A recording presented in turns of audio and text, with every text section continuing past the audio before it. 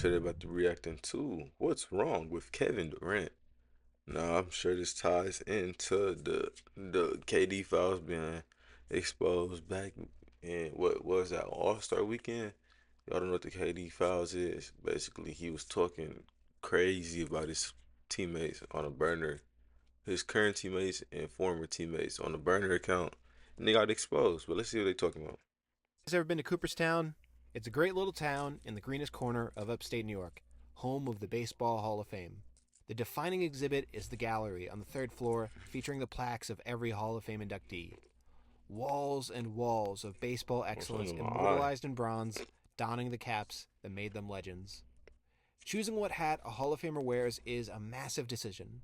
1993 inductee Reggie Jackson won American League MVP in 1973 and 3 World Series titles as an Oakland Athletic, but instead Hooping. I chose to mean, go I in said as a hooping. Yankee Hitting a baseballing. He's for baseballing. his time in the Bronx. In basketball, things are a bit more straightforward. The one club guys, Magic, Steph, Duncan, speak for themselves, as do most that jumped around. Hakeem Olajuwon wears a Rockets cap. Steve Nash wears a Suns cap. Moses Malone wears a Sixers cap. And Kevin Durant wears. Huh. Kevin Durant got like he went to like 8 different teams. Nah, that's too many. He like 6 or 7. I ain't do that intentionally, but he went to like 6 or 7 teams. I don't really know. What hat does KD wear? That's a harder question than you might think, given all the KD wears the winning team hat. Started on OKC, couldn't get a ring. Went to the Warriors, got a ring. And I think he went to the Brooklyn Nets after that. After Brooklyn wasn't working out, he went to the Suns. The Suns wasn't doing him any justice, so he went to what was that one? Oh, the Rockets. Yeah, so that's 5. I was off by like one. but there's been so many twists and turns in Kevin Durant's career. He was drafted to Seattle with one foot out the door, I booed guess you out can of count OKC, Seattle as a different team, so 6. Yep, right on the money. left Golden State in a cloud of controversy, flamed out of Brooklyn under the weight of media drama, signed on to be a hired gun for a bloated, bad vibe Suns team, and already looks checked out in Houston. This is one of the defining legends of our era, entering his twilight, exhausted and unwanted. This great icon who once represented the best of our Nigga, game, I'd be exhausted too. I can't win. I'm trying to get a ring.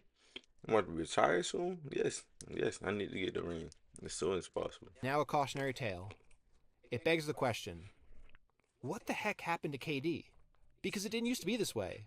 Let's go back to the early 2010s.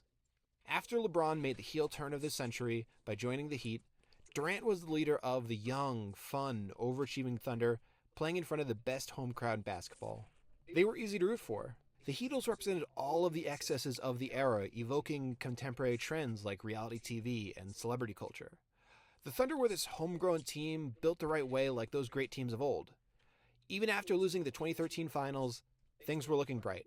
And then it all fell apart. OKC ownership sold Harden for pennies on the dollar to avoid paying the Damn, I forgot that happened. They traded him to the Rockets. That's crazy. They could have kept him. You know, OKC has a crazy history when it comes to great players.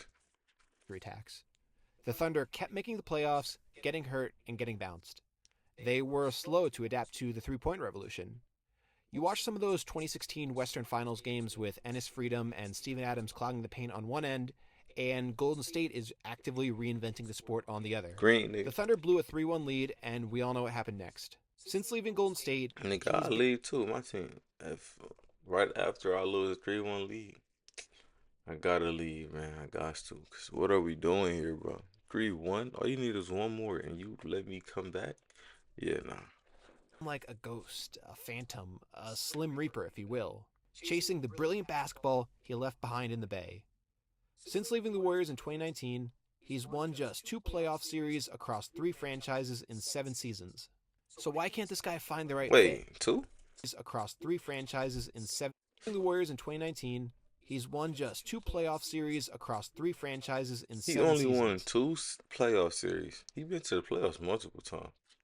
So why can't this guy find the right fit? Who wasn't Well, got the he's chills? made a My lot of bad, bad bro. calls.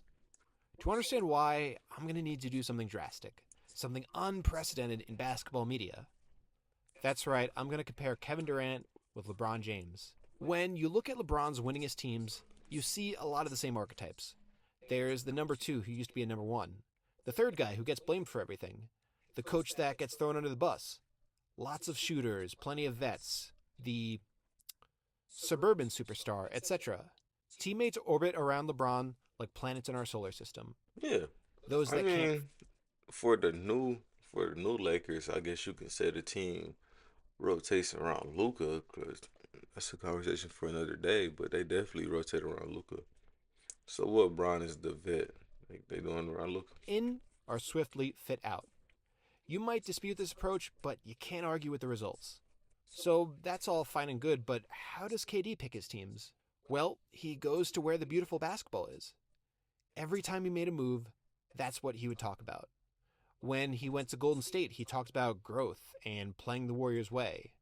In Brooklyn, he wanted to team up with Kyrie Irving, a guy who can do things with a I forgot. Wait, yeah. I almost said the Celtics. 'Cause I see this green screen, but yeah, I said the Brooklyn Nets. I seen that. ball that nobody who has ever walked this earth can. Phoenix presented the chance to play with Devin Booker, a player he spoke very highly of during a 2017 Bill Simmons podcast when Book was only 21.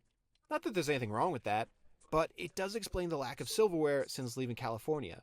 When a team is built on its stars alone, that team is top heavy, and it creates all kinds of gaps because there's less money to pay for supporting players. Right, and what you gonna do at the bench? They so focused on trying to get a dominant starting five. You gotta understand that they're not gonna be in the whole game, and that's where the GM come in to make great business. No, I'm sorry, excuse me, decision. Every KD team this decade has had a fatal flaw that could have been solved by two or three role guys that they just couldn't afford. In Brooklyn, it was health. For Phoenix and Houston, it's been the lack of good point guard play. You can paper over both of these issues in the regular season, but when it's a 7-game series, not so much. And when things go wrong, you want a guy who's going to stand by the franchise. And You unfortunately, have to. If you're the face of the team, man. Unfortunately, everything that goes wrong with the team is gonna fall on you. I thought that was common sense. You know what I'm saying? Like it happens. that's not KD's thing. First in 2017 and again in 2026, Durant was exposed for the alleged use of burner Twitter accounts to criticize teammates. Now, whether either of these accounts were his is an open question. Again, these are No, that was allegations. Katie accounts. I just saw how he was during the warm ups at the All Star game. Yep. But the guy has admitted to using burners in the past. The problem isn't really whether he did or did not say what was said. The problem is that we all talked about it then and are still talking about it now. And all of this, the baggage, the questionable free agency moves, the social media squabbles, are why Oh, KD that cat's draws so looking much stupid. criticism from the basketball media. He keeps stirring the pot, keeps clashing with interviewers, and keeps getting heat. And while it shouldn't surprise any of us when a great but controversial athlete draws the Look at the greatest golfer of all time, Mr. Tiger Woods, looking crazy. Let himself go, man. ire of the media, I think something bigger is at play here. 99% of sports media is built on one thing: story. That's what we're all doing here. We're here for story. Sports media is about turning a random assemblage of millionaires playing a children's game into a life or death struggle. There are heroes, there are villains, there are trials, there are trophies. Sports is about story. As a media member, your job before anything else, before analysis, before information, is to tell the best narrative. And this isn't even criticism, it's just a fact. ESPN does it, your favorite podcast does it, I do it, I'm doing it right now. We're all doing storytelling. And this is where KD comes in. We all wanted this guy to be the hero, destined to defeat Miami's big bad three, to punish Wade, LeBron, and Bosh for their hubris. He didn't want to do that, and worse yet, he made his own turn. The guy who was supposed to bring balance to the association instead Hey, left but it to look at it. darkness. Oops, I'm And turning since it then, up. he's I'm been trying to turn my dogged by brightness up. But look at it this way. Thunder fans, if KD didn't leave, y'all wouldn't have got SGA or none of those other crazy draft picks.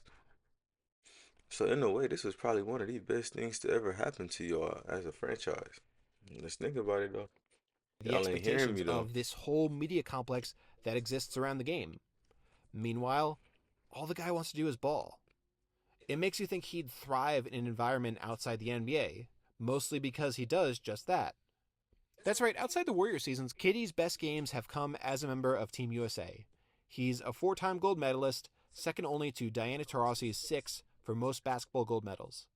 Durant was the young gun on the 2012 team, went to Rio and Tokyo when other stars wouldn't, and was a key scorer for what some are calling the greatest Olympic basketball team ever.